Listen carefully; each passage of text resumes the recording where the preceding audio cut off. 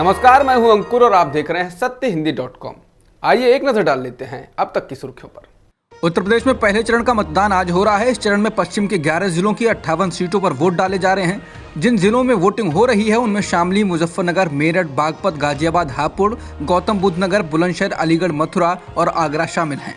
9 बजे तक 11 जिलों में 7.93% मतदान हुआ, जबकि 11 बजे तक ये बढ़कर 20.03% हो गया है। समाजवादी पार्टी ने ट्वीट कर कहा है कि शामली जिले की कैराना 8 विधानसभा के ग्राम डुंडूखेड़ा के बूथ संख्या 347, 348, 349 और 350 पर गरीब वर्ग के मतदाताओं को डरा धमकाकर वोट की लाइनों से हटाकर वापस भेजा जा रहा है। सपा ने चुनाव आयोग से इस मामले का संज्ञान लेने और कार्रवाई करने को कहा है। इसके अलावा सपा ने एक अन्य ट्वीट में कहा कि आगरा की एतमादपुर विधानसभा 86 बूथ नंबर 353, 354 पर पुलिस प्रशासन पोलिंग एजेंटों को बूथ के अंदर जाने से रोक रहा है और मुजफ्फरनगर जिले की मुजफ्फरनगर 14 विधानसभा सीट की बूथ संख्या 7 पर ईवीएम मशीन खराब होने की भी शिकायत की गई है। सपा ने कहा है कि मतदाता परेशान हो रहे हैं, चुनाव आयोग तत्काल संज्ञान ले, ईवीएम बदलकर सुचारू एवं निष्पक्ष मतदान सुनिश्चित करे। सपा का कहना है कि आगरा जिले की बाह विधानसभा में बीजेपी प्रत्याशी पक्षालिका सिंह के समर्थक लोगों को वोट नहीं डालने दे रहे हैं, वोटरों की पर्ची छीनी जा रही है। ये लोकतंत्र की हत्या है। चुनाव आयोग शीघ्र संज्ञान लेते हुए निष्पक्ष एवं भयमुक्त मतदान सुनिश्चित करे। इसके अलावा मेरठ में बीजेपी समर्थक 2-2 वोट डाल रहे हैं। हापुड़ जिले की गढ़मुक्तेश्वर विधानसभा 60 बूथ नंबर 245 पर ईवीएम बार बार खराब होने की शिकायत आ रही है।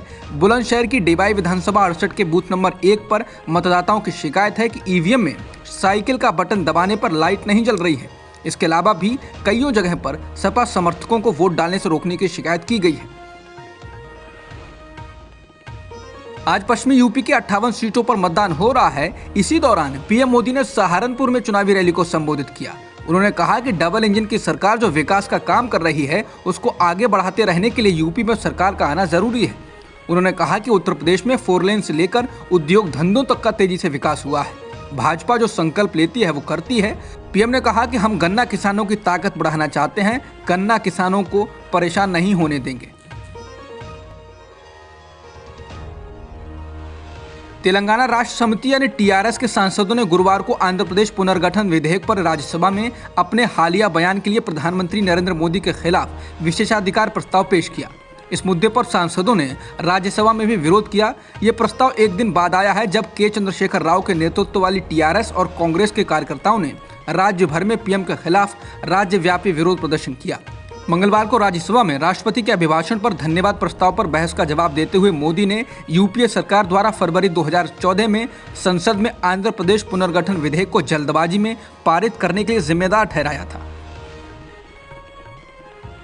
रिजर्व बैंक ऑफ इंडिया यानी आरबीआई ने एक बार फिर रेपो रेट में बदलाव नहीं किया है। बैंक ने इसे 4% पर ही रखा है और ये लगातार 10वीं बार है जब रेपो रेट में किसी तरह का बदलाव नहीं किया गया है। आरबीआई के गवर्नर शक्तिकांत दास ने गुरुवार को इस बात की जानकारी दी। इसके अलावा मार्जिनल स्टैंडिंग फैसिलिटी यानी एमएसएफ और बैंक रेट में भी बदलाव नहीं किया गया है। रिवर्स रेपो रेट में भी किसी तरह का बदलाव नहीं किया गया है और ये 3.35% पर बना हुआ है। शक्तिकांत दास ने अपने भाषण में कहा है कि आईएमएफ के अनुमानों के मुताबिक भारत साल दर साल तेज गति से विकास कर रहा है। कर्नाटक के हिजाब विवाद पर पाकिस्तान ने इस्लामाबाद स्थित भारतीय दूतावास के अधिकारी को तलब करके चिंता जताई। पाकिस्तानी विदेश मंत्रालय ने भारत के कर्नाटक राज्य में मुस्लिम छात्राओं के हिजाब पहनने पर लगी पाबंदी की कड़ी निंदा की। वहीं पाकिस्तान में मुस्लिम लीग नवाज की नेता और पूर्व पीएम नवाज शरीफ की बेटी मरियम नवाज शरीफ ने ट्विटर पर प्रोफाइल पिक्चर में कर्नाटक की मुस्लिम लड़की मुस्कान की तस्वीर लगाई है। दूसरी ओर भारत में एआईएमआईएम प्रमुख असदुद्दीन ओवैसी ने पाकिस्तान को जवाब देते हुए कहा कि यह हमारे घर का मसला है, पाकिस्तान इसमें अपनी टांग अपनी नाक ना अड़ाए, जख्मी हो जाएगा। सुप्रीम कोर्ट ने हिजाब विवाद से संबंधित याचिकाओं को कर्नाटक हाईकोर्ट से सुप्रीम कोर्ट में ट्रांसफर करने की मांग वाली याचिका को तत्काल सूची में शामिल करने से इनकार कर दिया। वरिष्ठ वकील कपिल सिब्बल ने सीजेआई एनवी रमना के सामने यह याचिका रखी और अपील की कि वो इस पर तत्काल सुनवाई करें। हालांकि सीजेआई एनवी रमना ने सिब्बल से कहा कि आज इस मामले में हाईकोर्ट सुनवाई कर रहा है, हाईकोर्ट को फैसला करने दीजिए, अभी इसमें हस्तक्षेप करना बहुत जल्दी हो जाएगा, हम 1 या 2 दिन का इंतजार करेंगे। इस पर सिब्बल ने कहा कि आप सुनवाई ना करें लेकिन मामले को लिस्ट कर लें। हालांकि सुप्रीम कोर्ट ने कहा कि हाई कोर्ट को समय देना चाहिए, लेकिन जब सिब्बल ने फिर से अपील की कि आप मामले को लिस्ट कर लें, ऑर्डर ना दें और जब हाई कोर्ट कुछ ना करे तो मामले को ट्रांसफर करें। इस पर सीजेआई ने कहा कि वो विचार करेंगे। सुप्रीम कोर्ट ने हालांकि इस मामले पर तारीख देने से इनकार कर दिया। कर्नाटक के कॉलेजों में मुस्लिम छात्राओं के हिजाब पहनने को लेकर चल रहे विवाद के मामले में अब कर्नाटक हाईकोर्ट के 3 जजों की पीठ सुनवाई करेगी। कर्नाटक हाईकोर्ट के मुख्य न्यायाधीश के नेतृत्व वाली पीठ के सामने गुरुवार के लिए इस केस को सूचीबद्ध किया गया है। ये बेंच गुरुवार को यानी आज दोपहर 2:30 बजे से इस मामले पर सुनवाई करेगी। कर्नाटक हाईकोर्ट की एकल पीठ ने बुधवार को इस मामले में सुनवाई की और बड़ी बेंच को इसकी सुनवाई करने का फैसला दिया। अदालत का यह फैसला कर्नाटक के कॉलेज में हाल ही में हिजाब पर प्रतिबंध के खिलाफ बढ़ते विरोध के बीच आया है। इसको लेकर विरोध प्रदर्शन के बीच राज्य के कई जिलों में पथराव और लाठीचार्ज की भी घटनाएं हुई हैं। छात्राओं द्वारा हिजाब पहनने को लेकर उठे विवाद के बीच कर्नाटक में सभी स्कूल और कॉलेज 3 दिनों तक बंद रहेंगे। कर्नाटक के कुछ स्कूलों में चल रहे हिजाब विवाद पर महाराष्ट्र सरकार के कैबिनेट मंत्री आदित्य ठाकरे ने भी प्रतिक्रिया दी।